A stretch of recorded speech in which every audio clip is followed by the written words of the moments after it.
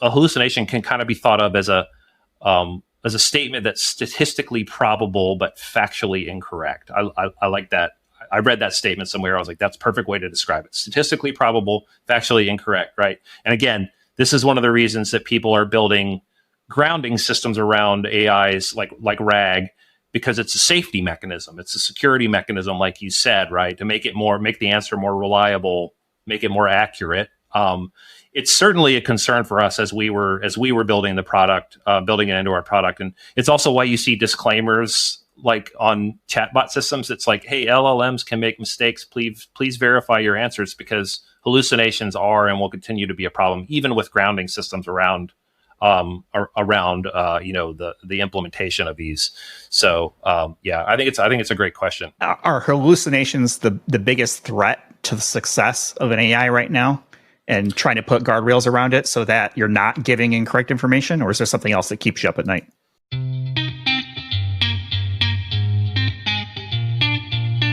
This is Identity at the Center. If it has anything to do with IAM, this is the go-to podcast. Now your hosts, Jim McDonald and Jeff Stedman.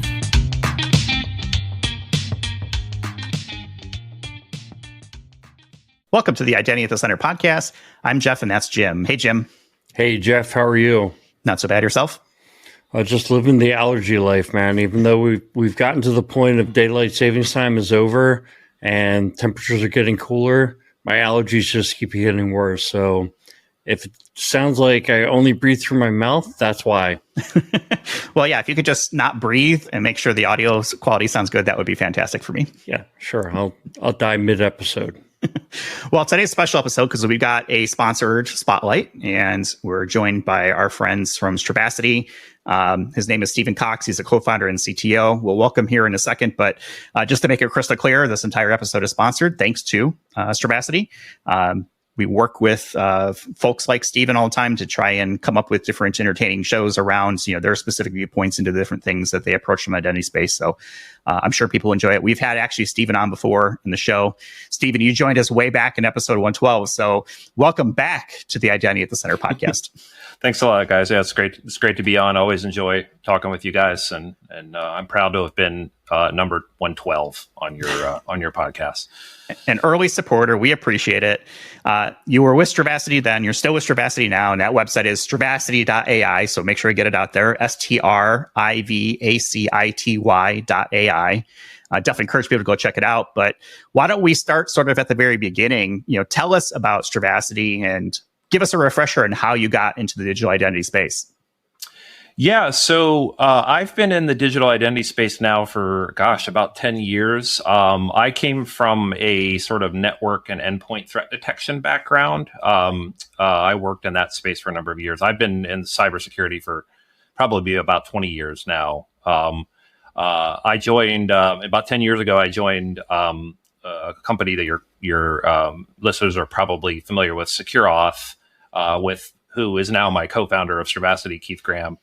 And so I focused on, workforce identity management and customer identity management at SecureAuth, which, informed a lot of my current beliefs around customer identity platforms. So yeah, that's kind of how I got my start in this space. And Strivacity is a customer IAM solution. We got started in about 2019. So we've been going about 5.5 years now. So we're focused on the customer identity problem end to end, right? You hear lots of terms thrown around in this space: customer identity, consumer identity, but fundamentally, like, we're a CIAM solution, and that's the problem we're interested in solving for our customers. So what is it about your guys' approach to the consumer or customer? Because we're talking CIAM, right? CIAM here. Yep.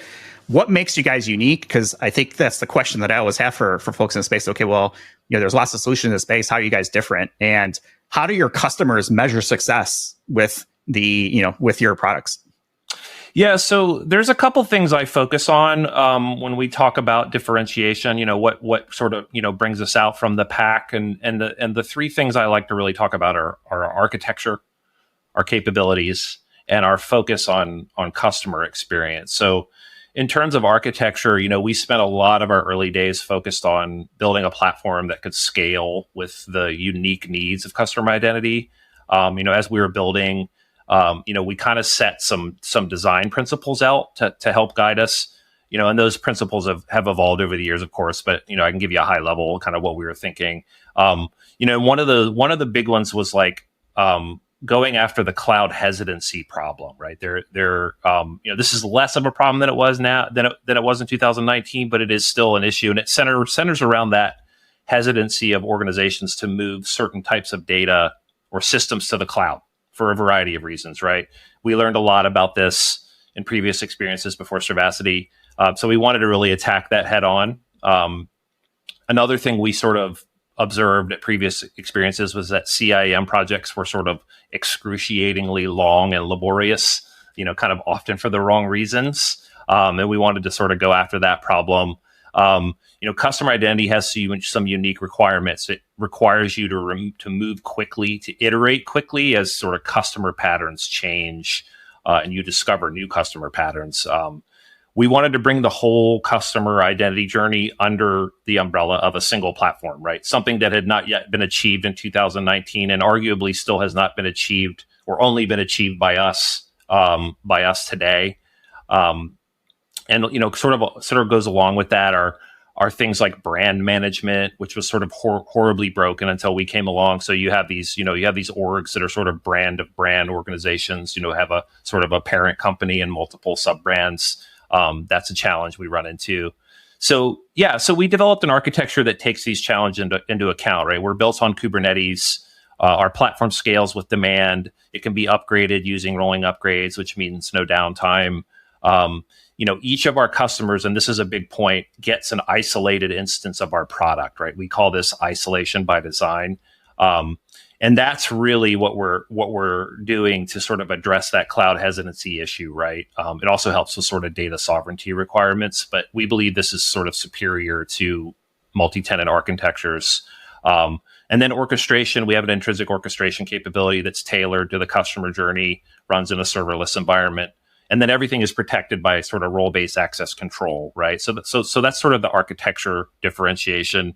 In terms of capabilities, as I mentioned, we're sitting here today, we're kind of the only solution that covers the full spectrum of customer identity needs, right? From a single product, single admin console. So if I put on my marketing hat, I say things like, hey, we can handle customer identity from sort of registration to the right to be forgotten, right? So the sort of beginning to end.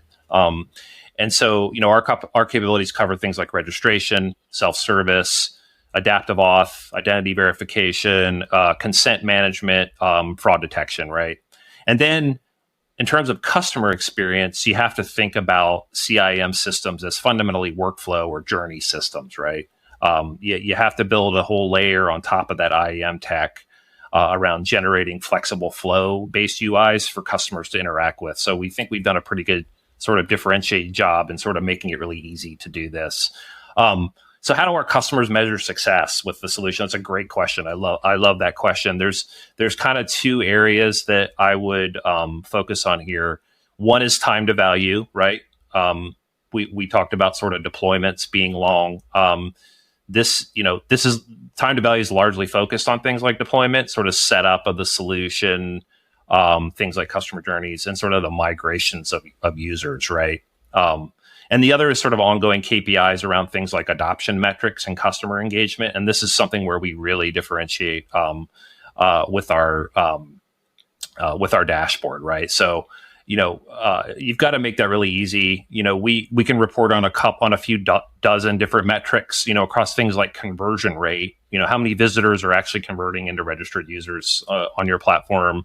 Engagement rate, like how are your user base sort of coming back every month, right? How long are they taking to register from the moment they click sign up to the moment they're redirected back to the customer portal? So these are things that you have to report on, right? So that they can your customers can sort of take those KPIs back to their management team and sort of show that they're doing a good job, right? So let me ask you a real basic question, because I feel like sometimes there's just devil in the details.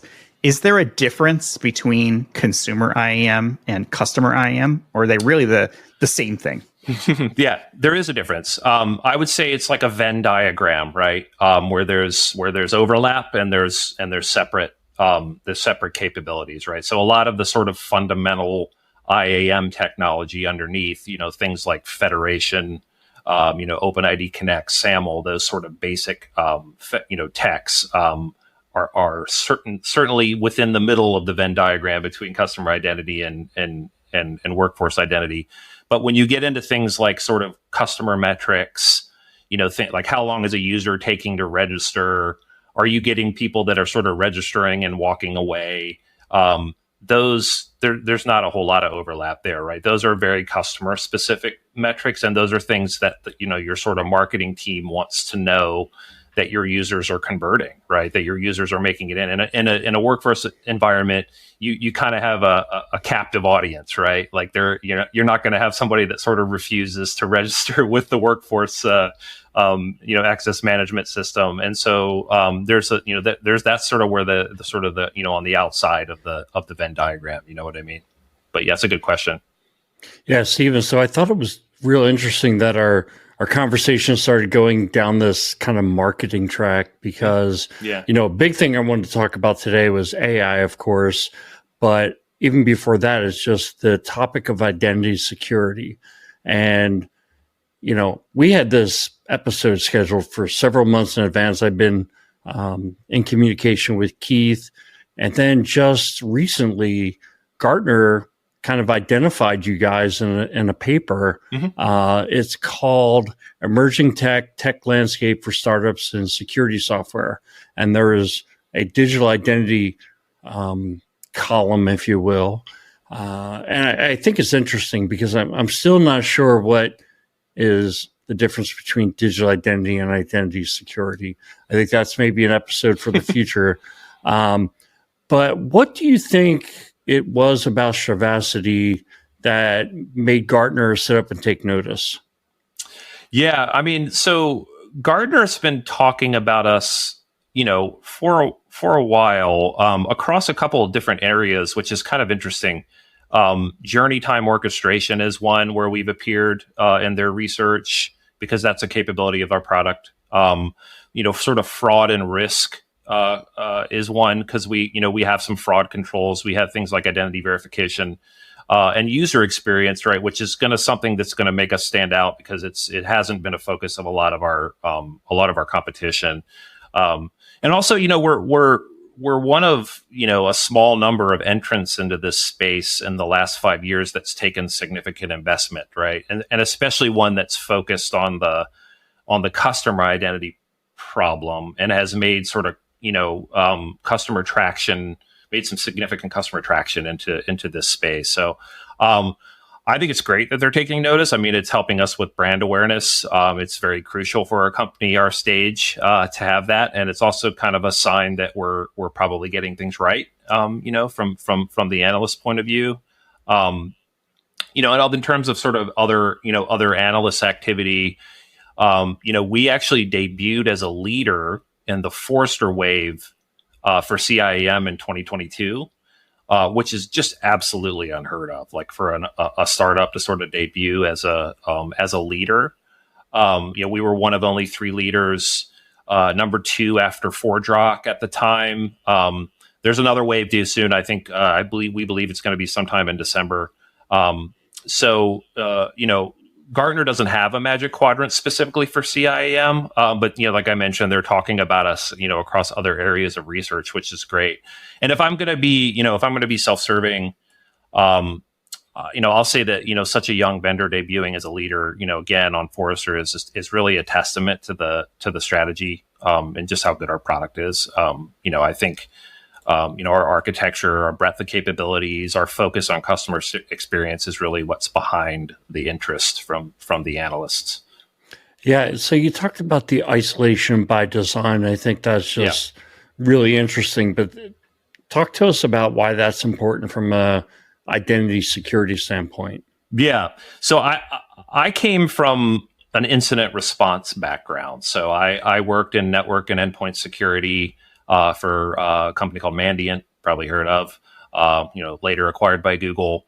I sort of saw the worst of the worst of breaches, right? So when you're asking a large org, a large financial institution, a large healthcare business to sort of move their data to the cloud, you better be protecting it, right? So one of our sort of fundamental design principles was we're gonna give an isolated instance of our product to each of our customers, right? That means that if one of our customers is breached, the blast radius between one customer to the next is null, right? Like there's no shared infrastructure, no shared keys, databases, services between any two of our customers, right? And that's absolutely critical in customer identity, because you're storing, sensitive customer data. You're storing passwords. You're storing MFA credentials. Like this is really, really sensitive data that you're storing. So you have to sort of take a really strong security,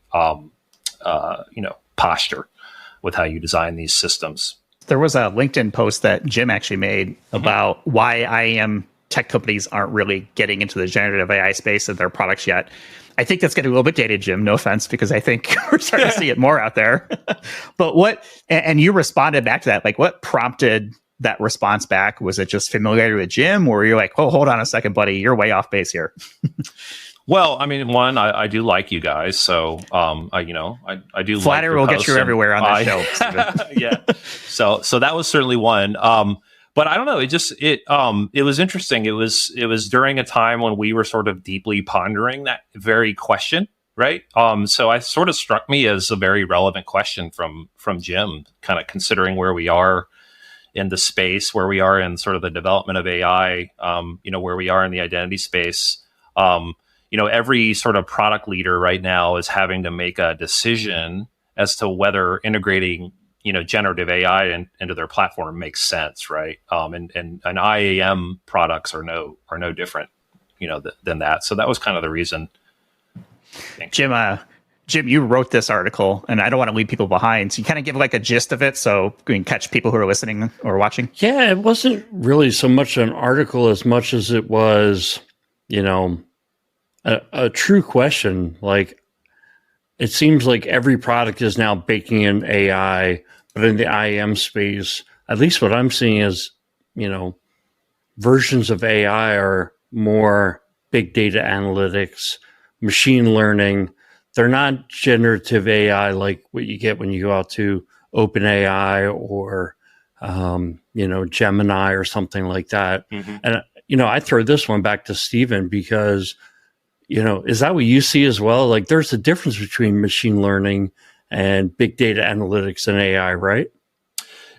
Yeah, I think definitely. You need to take a step back and sort of think about like what is the intersection between AI and ML, right? Like the media often gets this wrong, as you've likely noticed. And I think the way to position is that AI is a sort of overarching term of which machine learning is a subset, right? It's correct to say that ML is a form of AI. But ML has been sort of historically focused on finding patterns in data and getting smarter over time so that you can make decisions on what it finds and protects. So if you think about ML, we've actually, we specifically, Strivacity has had it in our product for a number of years, right? Specifically around the behavior analytics problem. So sort of watching user behavior, detecting when there's an anomaly, sort of making access decisions based on that. And to be honest, like this ML-based behavior analytics is by no means a new technology. The first UEBA vendors got their start in 2014 and 15. I mean, that's an eon in technology terms. So it also means it's very tried and true technology for what it's designed for, right? Now, if you're talking specifically about generative AI or Gen AI, that's what we sort of most recently added to our platform, and what I think a lot of product practitioners are sort of pondering right now as to what makes sense for them. If you talk about Gen AI as sort of also being a subset of the overall AI space, it also makes use of machine learning. Gen AI models are designed to emit or produce data versus simply analyze and classify data. But they also have other elements that sort of fall into that bucket. a good example would be like natural language processing, right? The chatbot aspect of Gen AI systems is a somewhat separate space, and it's all about determining user intent, or what they call grounding in the Gen AI space. So when you sort of couple a prompt that you're sending to an LLM with live data, right? You might have heard this referred to as retrieval augmented generation, or RAG, which is the way that a lot of products right now are implementing AI into their system. So, if we circle back, like I say, we've had ML in our product for some time. Gen AI was a recent addition. I hope that was a pretty clear description of how I see them differently. No, it's great. I mean, I feel like we can really dive into this, because we kind of joke all the time that we should turn this into like AI at the center, the way the space is moving.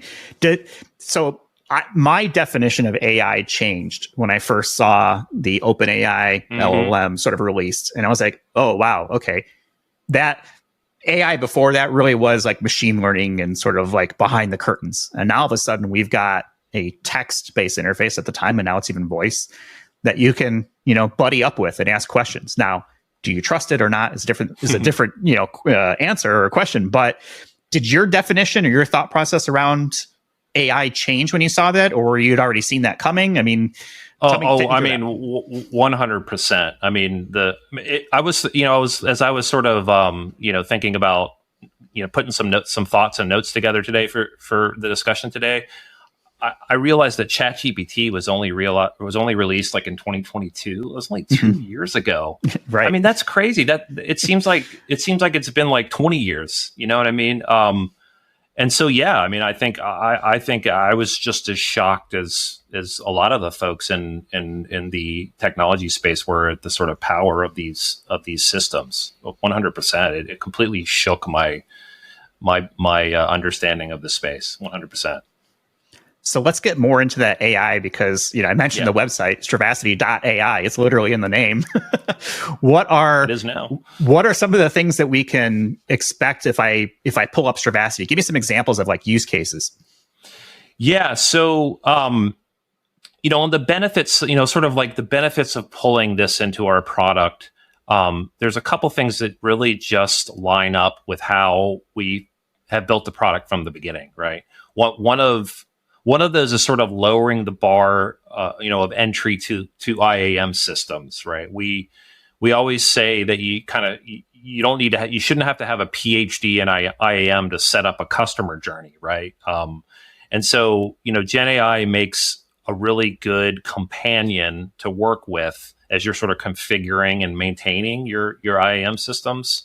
Things like context sensitive help, where you're asking questions of an assistant on how to, that AI assistant on how to do certain tasks within the platform. Like, we can tell where you are in the admin console. We can send along pertinent context and our docs to the LLM to craft a very specific answer. Like, so, hey, how do I set up bot detection? Or how do I change my password policy to be more restrictive? Like, we can really help with context sensitive help, right? That's a huge.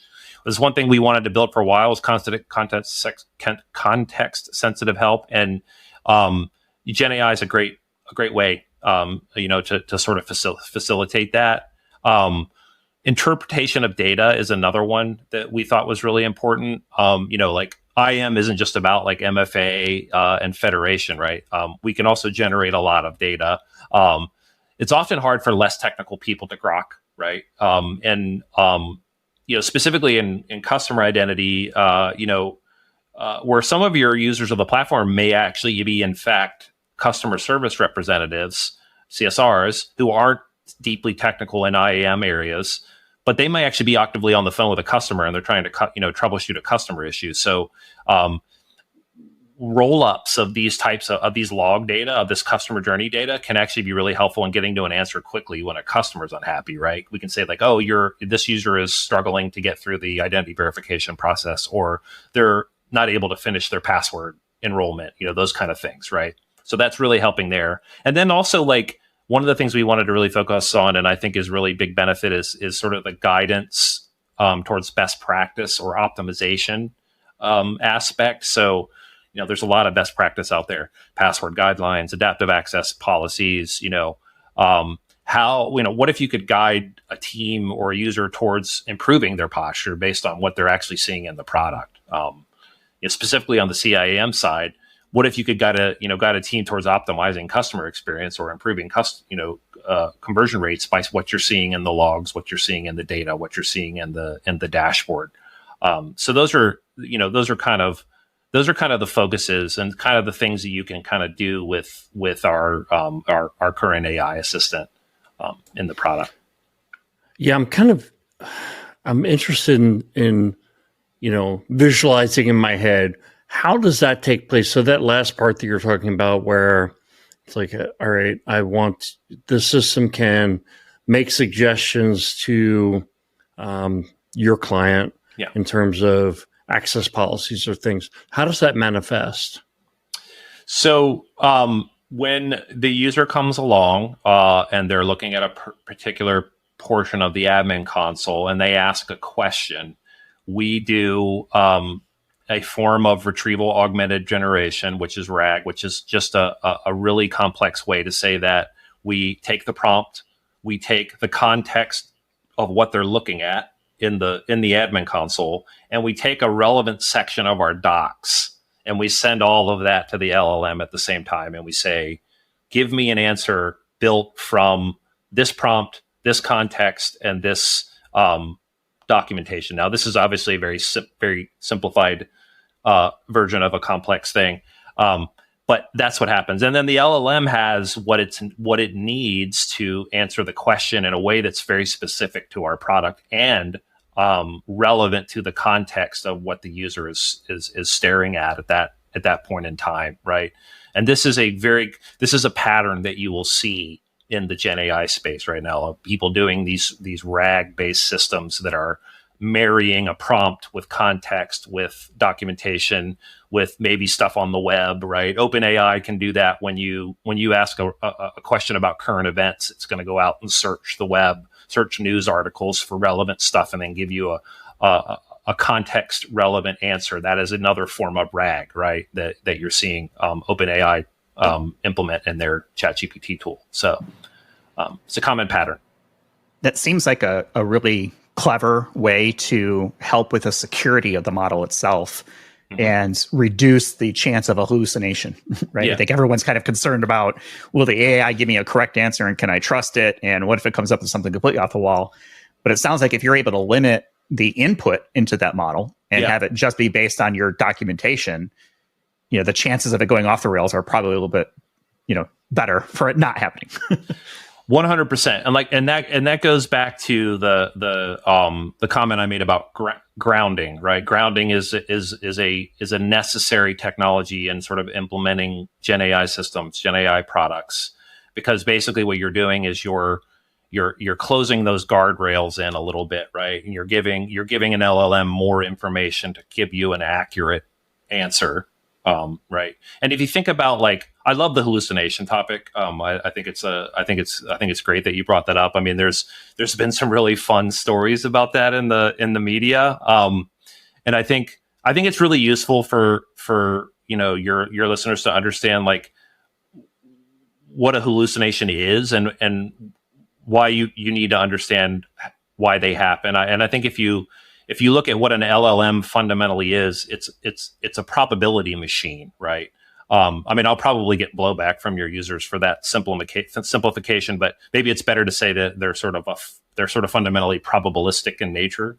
So what they're trying to do is they're trying to figure out what the next word, character, phrase is based on the context that they know about what you've sent it, right? So a hallucination can kind of be thought of as a statement that's statistically probable but factually incorrect. I like that. I read that statement somewhere. I was like, that's a perfect way to describe it. Statistically probable, factually incorrect, right? And again, this is one of the reasons that people are building grounding systems around AIs like RAG, because it's a safety mechanism. It's a security mechanism, like you said, right? To make the answer more reliable, make it more accurate.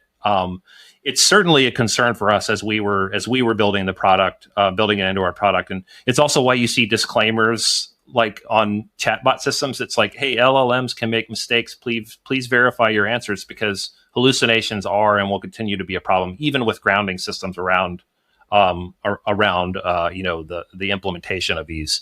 So I think it's a great question.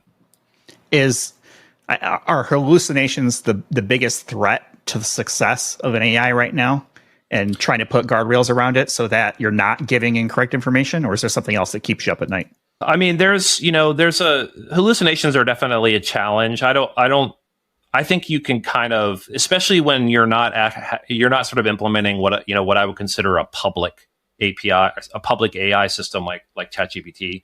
Ours is very specific to our product, so we can really control what sort of goes into it. But you have all kinds of other challenges, like prompt injection is one, right? Because it's not all that different than like a SQL injection, where you're taking a prompt, you're formulating it into a larger prompt, and you're injecting that into the LLM, and a smart user might figure out what the format of your prompt is and sort of break out of it in some way, right? And try to get data out of your system. But you can also put, a system like ours, you can also put guardrails further down the road so that you're not able to return, or you're only talking to certain APIs that are read only, and you're putting some security guidelines past the LLM point within the product. So those kind of things keep me up at night. Honestly, I think the other thing that keeps me up at night is sort of the cost around these systems, right? That was the first thing. The first things that I thought about when we said let's put this into our product is like, oh my gosh, how much is this going to cost, right? Like, it's compute and memory. It's it requires you to sort of have specialized GPU heavy instances in the cloud, and so when you're sort of talking about large scale systems where a user, you have customers that have tens of millions of users, a large portion of which log in every month. Like, are you being careful about how you're leveraging the tech, right? With regards to large scale deployments, that was sort of a big worry for me. Less of a worry now, but was a big worry at the start. Yeah, you're starting to get into where I think the big value and the big threat are. So I think the big value is being able to, enable, say, marketing. You brought up the marketing example, but business users to query the data so they can start saying, okay, well, how many people logged in the last 24 hours? That's one level. Another level might be, now let's branch out into information that's on the internet. How many people logged in the last 24 hours from somewhere that was raining? Right. And, so the concern it brings up is like, okay, how far can it extend? Could I, what do I have to do to create security boundaries to make sure that I don't say, all right, what is my competitor doing on this system? How many users do they have? Yeah. And maybe I do that in some kind of like less obvious way, right? Maybe I know that my competitor is using this system, so I start asking questions like more at like an industry level, like what do organizations that are in my industry, how many users do they normally have? Things like how many times do people log in the last 24 hours for other organizations that are in my industry? So I think that's the real power, would be to be able to ask, reporting style questions that it could really think about. And maybe you could even pitch it scenarios like, all right, well, if a hurricane took out power over this large portion, Jeff and I certainly know that problem. Talk about timely, yeah. how would that impact my logins? I knew this is IAM. This is I can't really basically go as far as to say how would that impact my sales, but maybe something like that.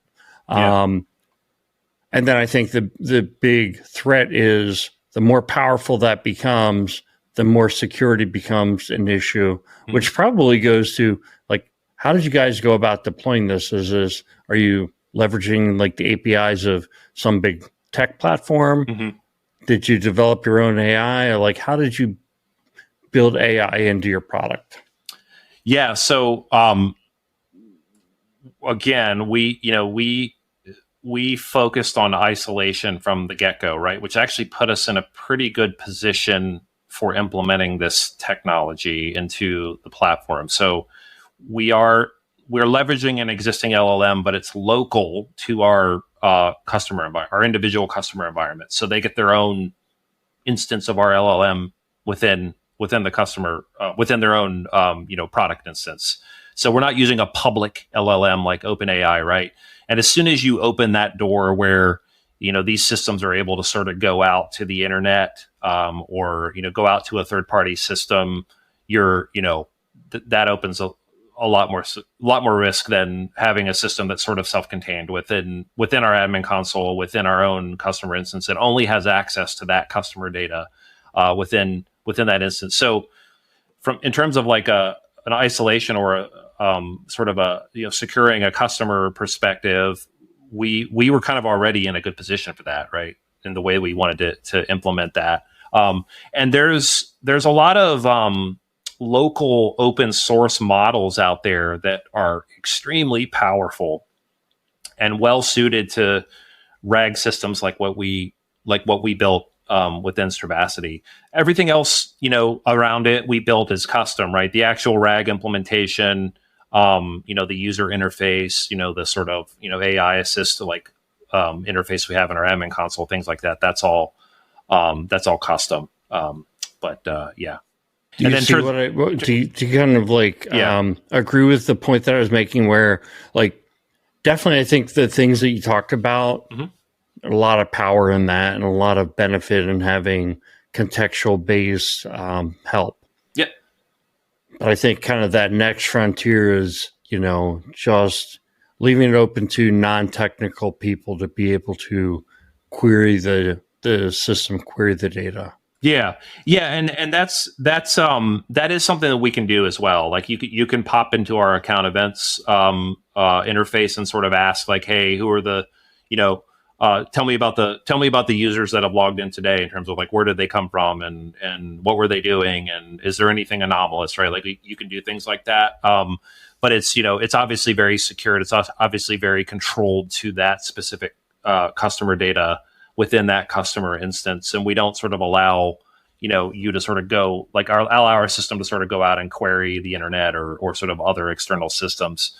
And the other thing that's interesting too is that we have role-based access control in the product, and we treat the LLM like any other subset of functionality within the product or any other sort of area that lets you get access to sensitive information. So if you don't want certain employees or groups to have access to the LLM, then you don't give them that right in the admin console, and they can't, right? So if you want to control who sort of has access to those, that's a great way to do it, is with RBAC. That was the question I was going to get into, is how you control access to either the LLM or what the LLM has access to. I think that second scenario is a lot more difficult, right? It is, yeah. And so if you think about these sort of RAG-based AI systems, they're kind of chains, right? So you might have multiple LLM calls, you might have multiple API calls, right? You might have a first LLM call that's sort of like, hey, what is this customer asking for, right? Then you might make a call out to an API, it's probably going to be one of our internal APIs to pull data. You might get some context back. Then you might make another LLM call with that context to get the final answer, right? So they're implemented as chains. But that when you implement them as chains like that, you also have an opportunity to sort of introduce security restrictions at different steps, right? So it's like, hey, yes, I am not going to allow any API calls that do a write or only can access this subset of APIs within our product. That's kind of the idea. Yeah. So, Steven, where do you see this being 5 years down the road? Like you said, 2 years since ChatGPT kind of hit the mainstream. Yeah. And look where it is already. I mean, 5 years might be, I might as well say, in an eternity, but where do you see this 5 years down the road impacting the identity space? Well, I mean, if I could send the the shrug emoji to your users, I would. It's really hard to say. I mean, I thought you positioned it really well earlier when you asked, like, was it sort of, was it sort of a big change on the way you think about things when ChatGPT came out? Because it really was. It's really hard to say because we're constantly being surprised on what these LLMs can do. I mean, generating like lifelike video and all kinds of, crazy stuff like this. And the AI firms sort of keep bringing out their latest and greatest models, right? And they just keep outdoing themselves. But I'll tell you one thing that that really piqued my interest recently. It's that the large tech firms like like Google, Meta, they're seeking out other sources of energy beyond the energy grid, right? So they're talking about like obtaining access to nuclear energy or building their own nuclear energy infrastructure. That's just insane to me. But it tells me two things, right? It tells me, one, we're taxing the energy grid right now. It's not going to keep up with the demand of this technology, right? And it's also a hint that those firms are sort of acknowledging that, right? It means that they're acknowledging that any efficiencies that they design into these systems or the distribution of the compute of these systems, pushing it down to devices or things like that is not going to keep pace with the demand, right? So that points to for me to the technology reaching a plateau shortly, because once you run into issues with resource scarcity, it quickly becomes geopolitical, right? And we all know humanity has done a great job at sort of sanely sharing resources in its history, right? So, but yeah, I mean, I kind of think we're only scratching the surface of this tech right now. I mean, like I say, ChatGPT came, like you mentioned, came only out in 2 years ago.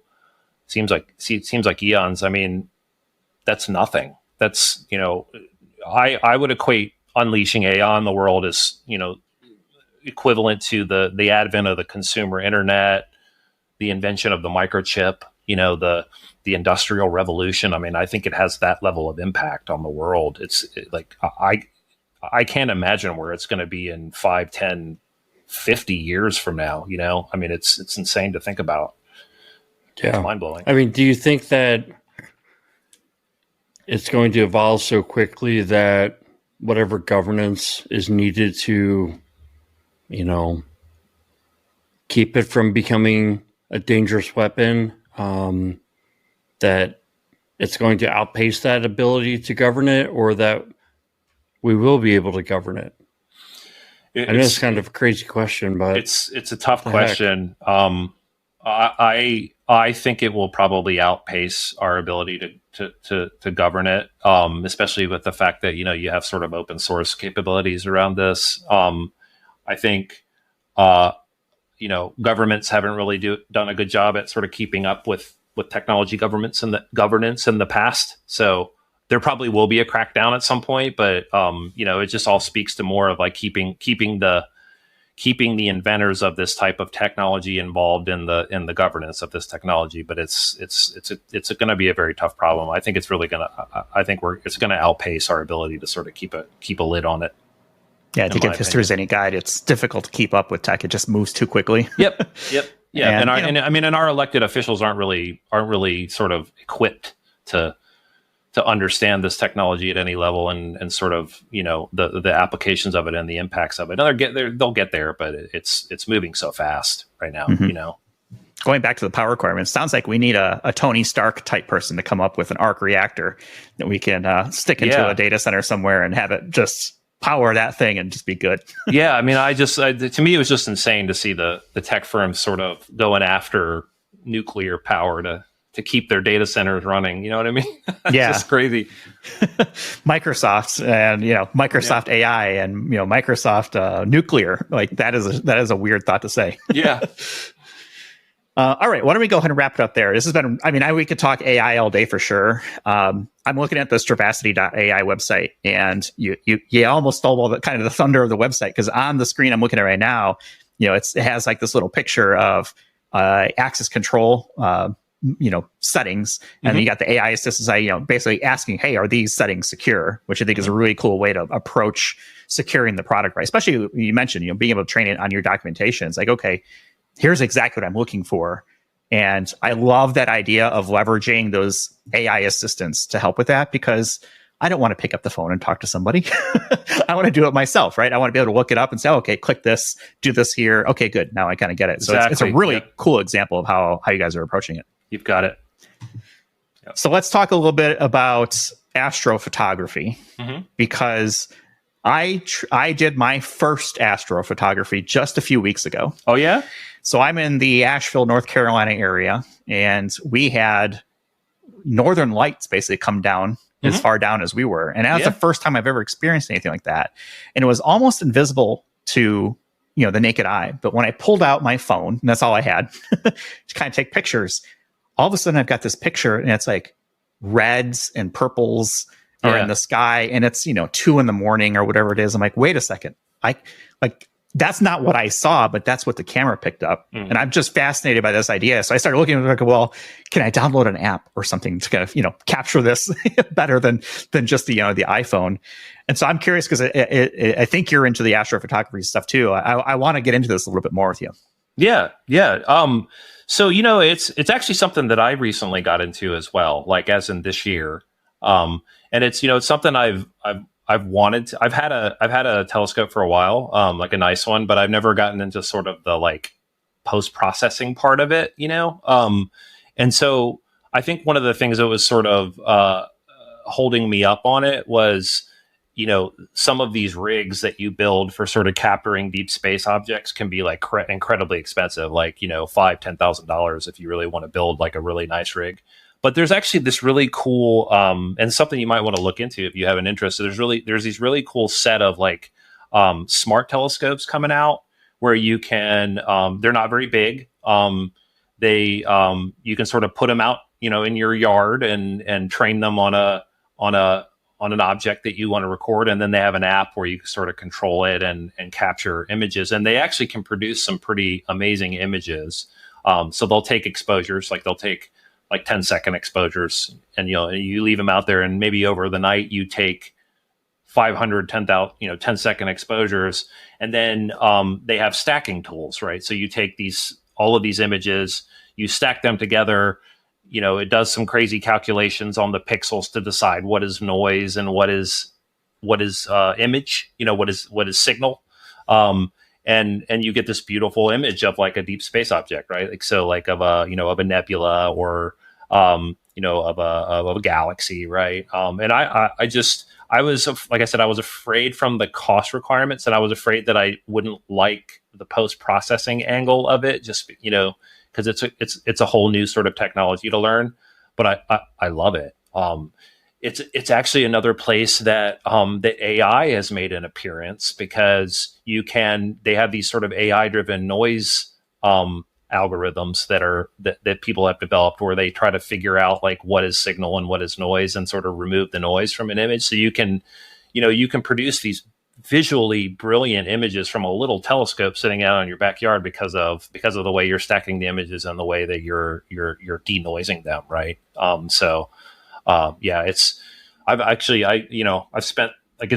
We've had a really good run of sort of clear nights here in Virginia, and I've been out in my backyard like almost every night doing, taking pictures. So, well, that's the key, right? Yeah. Is light pollution kind of really impacts that. So if you're in a rather remote area where there's less of the light pollution, you're more prone to be having to have better quality for the images. Right. Like yeah. And they call that the Bortle scale. And so it goes from like 1 to 9, I think. But I'm in a Bortle 5 area, so I'm right in the middle, because I'm right outside of a major airport where I live, so that you get a lot of light pollution from. But we go down to the Outer Banks of North Carolina a lot. I'm sure you're familiar with, and a lot of people don't realize that is actually one of, especially the Ocracoke area, is one of the darkest areas in the United States, and it is one of the darkest areas on the East Coast as well. So you can actually get Bortle 2, which is the second darkest on the Bortle scale. So and having the little smart scope, you can kind of take it down there. It doesn't require a lot of space. So like when we go down there, I'll take it down there and sort of put it out on the back deck and get some really good pictures because it's so dark down there. So from what I understand of Ocracoke Island, you take a ferry to get there, and you have to have a 4x4, and you drive on the beach and pick your spot, and you can camp or whatever. A lot of people go surf fishing. So you go onto this island and you set up your telescope and your camera. Yeah, you could do that. Yeah, I mean, Ocracoke you have to take a ferry to. Yeah, but there actually is Route 12 goes. It's a major road goes all the way down to the city of Ocracoke. But yes, if you go out on the beaches of Ocracoke when it's a clear night, you can see the Milky Way without any imaging equipment at all, and it's amazing. Ocracoke's beautiful. If you haven't been there, I highly recommend it. So that's what our ancestors did, right? They just looked up in the sky. There was no light pollution. Yeah. We did an episode pretty recently with a guy named Nitin. He's the CTO over at Cybersecurity, and he rents he's in a group of people who rent a telescope. And Jeff made the statement, which I thought was spot on. Like, this must be an expensive telescope. If it takes several people to kind of pull their money to rent, it's like a trailer and everything. Oh my gosh, yeah. Some of the Dobsonian telescopes are really big. Yeah, so they're and they're actually less expensive. I don't know why that is, but yeah, they can be pretty big. But one of the reasons I got into the sort of smart telescope area was because they're portable. You know what I mean? It can pack down into a little box, and I can just throw it in the back of my truck on the way down, to the Outer Banks. So I had to look up the Bortle scale because I hadn't heard of that before. Because I know I live in an area with less noise pollution, and it looks like the Asheville area is around a 3 or a 4. So wow, yeah, pretty good. And I've got a mountain range between where my house is and the rest of Asheville, so it's even darker. So I feel like I'm in a good spot. So if I drive a little bit west of where I am, I can get to the Shenandoah Mountains, and I can get some really good dark spots out there. But again, like even in a high light pollution area, you can pull a lot of the light pollution out of the images in the post processing part of this. So there's people that take great pictures like out of Tokyo where it's Bortle 9. So it's so some of the denoising algorithms are pretty fascinating. You stack enough images, you can figure out what's noise, what's light pollution, and what's image. Plus, you get those cool like motion ones across the sky, right? Where it's with the you get the same trails. image, and here's the only thing that's moved, right? Yeah, and stuff like that. Yeah. Yep. So, if someone wanted to get into this, what would be the beginner? And let's say it's me on my back deck, trying to have maybe just a slightly better setup to do some astrophotography. So, there's a company called ZWO, and they have a couple of scopes called the C-Stars. And so there's like a C-Star S30 and a C-Star S50, and they are the highest quality, sort of easiest beginner scopes that you can find. They'll actually live stack the images that you take while you're using the app. So you don't even really need to do post-processing on your own unless you want to throw something into like Photoshop or something.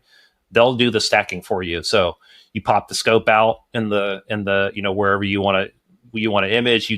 You actually can tell it like what deep space object or what the moon or what planet you want to look at. It'll point the scope at that. It'll start taking pictures. It'll stack it for you, and you get a nice little image on your phone and your tablet. And so I'm a big fan of that company. What do you do with the pictures that you take? I post them on Instagram and Facebook, and share them with my buddies. Wallpapers, print them out, put them on behind you. I haven't done that yet, but that would be a good idea. My kids also enjoy seeing what I'm doing and taking pictures of, so I share it with them too. Well, maybe C-Star wants to sponsor an episode in the future. There you go. Yeah. Stuff like that. I'm sure they'll appreciate the mention. It's a tiny little, I'm looking at the one right now, and it's definitely a tiny little thing. It's much smaller than I anticipated it being. Yeah. Well, that's super cool. I think it's probably a good spot to leave it with a product mention for another company. So let's get back to Strivacity, Strivacity.ai. Steven, you've been great again. I hope we can talk again in the near future. I really like what you guys have done with the AI assists. And so I'm definitely encourage people to go check it out. And been a big fan of what you guys have been working on for the last, couple of years now. So it's been exciting to see that evolution, happen over in, I won't say real time because, a couple of years is a blink in the eye of a tech spot, but it's been really impressive. Thanks. I always appreciate talking to you guys. I hear that you guys are like celebrities at conferences now, and people walk up to you and recognize you and stuff. So I'm honored that you would have me on your show again. So I'm looking forward to the next time. Well, we appreciate that. Yeah, for sure. And definitely appreciate all the listeners that come up and I try not to be awkward when I can do it. All right, let's go and leave it there for this week. You can find Strivacity on the web. Again, Strivacity.ai. We'll have links in our show notes, and so people can check that out. And then, Steven, I'll put a link to your LinkedIn profile as well. Okay, in case people have questions or maybe just want to talk about astrophotography. I'm sure we would appreciate either of those things. And as far as we go, we're on the web, idacpodcast.com. And we got the YouTube channel going now, idacpodcast.tv. So feel free to like and subscribe. Jim's shaking his head. Make sure I get that plug out. But yeah, thanks for everyone for listening and or watching. And we'll talk with you all in the next one. You've been listening to Identity at the Center. We hope you've enjoyed the show. Make sure to like, rate, and review. And we'll be back soon. But in the meantime, hit the website at identityatthecenter.com. See you next time on Identity at the Center.